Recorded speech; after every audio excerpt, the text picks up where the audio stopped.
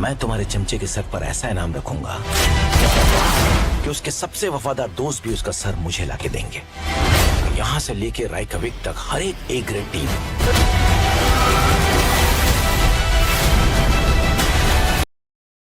হে বন্ধুরা, কেমন আছো তোমরা? চলে এলাম আমি আরো একটি হলিউড মুভি লিস্ট নিয়ে। তোমরা যদি আমার মতন হলিউড মুভি পছন্দ করে থাকো তাহলে এই মুভিগুলো অবশ্যই তোমার ভালো লাগবে। এর আগেও 6টি মুভি লিস্ট তৈরি করেছি, যেটা পার্ট 1, যার লিঙ্ক আমি ডিসক্রিপশনে দিয়ে দেবো। আর এটা হচ্ছে পার্ট 2। তাই চলো আর দেরি না করে ভিডিওটি শুরু করা যাক। ये हमारे सैकड़ों लोगों को मार चुके हैं। हम उन्हें हजारों में मारे हैं। লিস্টে 6 নম্বরে যে মুভিটি রয়েছে তার নাম হলো দিলিয়ার। এটি 2022 সালে আসা একটি অ্যাকশন হরর অ্যাডভেঞ্চার মুভি। এই মুভিতে কিছু আমেরিকান সোলজারদের কাহিনী দেখানো হয়, যাদেরকে একটু মিশন দেওয়া হয় যে তাদের দেশ থেকে একটু দূরে একটা ঘাঁটি রয়েছে যেটাকে ধ্বংস করতে হবে, এবং সেই সোলজারগুলো সেই মিশনে বেরিয়ে পড়ে। সেই ঘাঁটিতে একটি ল্যাব রয়েছে যেখানে বিভিন্ন ধরনের ভয়ঙ্কর রকমের এক্সপেরিমেন্ট করা হয়, আর এই কারণে তাদেরকে সেই ল্যাবটি ধ্বংস করার জন্য পাঠানো হয়। কিন্তু এখানে সেই এক্সপেরিমেন্টের ফলে বিভিন্ন ধরনের অদ্ভুত ক্রিচার এবং প্রাণী জন্ম নেয় এবং তারা সেই সোলজারদের উপর আক্রমণ করে। এখন এই সোলজারগুলো সেই সমস্ত প্রাণীদের হাত থেকে বেঁচে ফেরোতে পারবে কিনা এবং সেই ল্যাবটি ধ্বংস করতে পারবে কিনা, এই সমস্ত কিছু জানতে হলে তোমাকে অবশ্যই মুভিটি দেখতে হবে। তো লিস্টের 5 নম্বরে যে মুভিটি রয়েছে তার নাম হলো গেট লাকি। এটি 2013 সালে আসা একটি অ্যাকশন থ্রিলার মুভি, যার IMDb রেটেড 5.2 আউট অফ 10। এই মুভিতে দেখানো হয় লাকি নামের একজনের কাহিনী, যে কিনা তার নর্মাল লাইফ নিয়ে খুব বোরিং ফিল করে। তাই সে তার ভাইকে নিয়ে এবং আরও বেশ কয়েকজনকে নিয়ে একটি ক্যাসিনো ডাকাতি করার পরিকল্পনা করে। তারা একটি ক্যাসিনো ক্লাব দখল করে এবং সেটা ডাকাতি করে নেয়। কিন্তু সমস্যা শুরু হয় তারপর থেকেই। তারা যে সেই ক্যাসিনোটি লুট করেছে, সেই ক্যাসিনোটি সেই শহরের সব থেকে বড় গ্যাংস্টারের, এবং তারপর থেকেই তার জীবনে নেমে আসে অনেক ধরনের সমস্যা। এখন তারা এই সমস্যাগুলো কীভাবে পার করবে এবং সেই বড় গ্যাংস্টারের হাত থেকে তারা নিজেকে রক্ষা করতে পারবে কিনা, এই সমস্ত কিছু জানতে হলে তোমাকে অবশ্যই মুভিটি একবার হলো দেখতে হবে। তুমি যদি রবারি রিলেটেড মুভি পছন্দ করে থাকো তাহলে এই মুভিটি অবশ্যই তোমার ভালো লাগবে।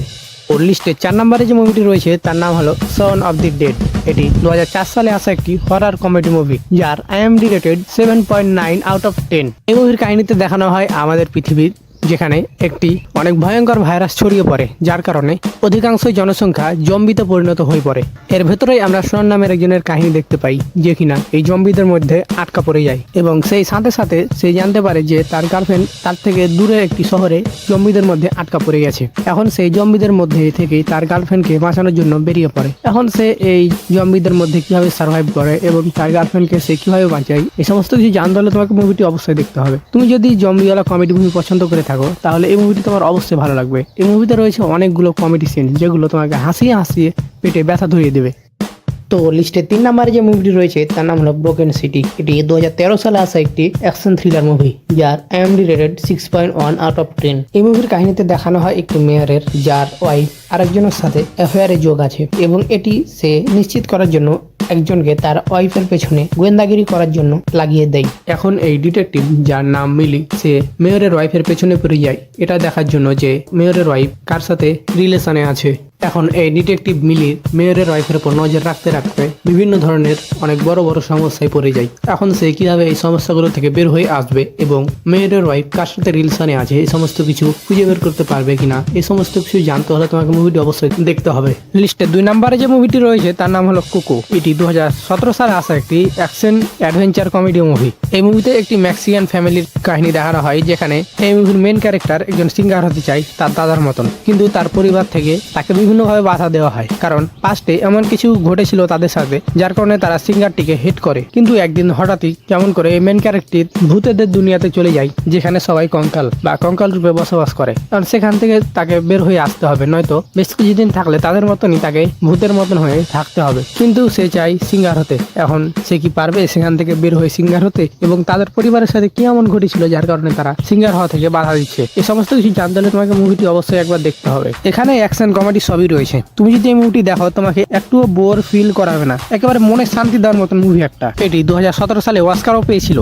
তো ফাইনালি লিস্টের 1 নম্বরে যে মুভিটি রয়েছে তার নাম হলো স্পাইডারম্যান ইন্টু দি স্পাইডারভার্স। এটি 2018 সালে আসা একটি অ্যাকশন সাইফাই মুভি। এটি মার্ভেলের স্পাইডার ইউনিভার্সের একটি অ্যানিমেশন মুভি।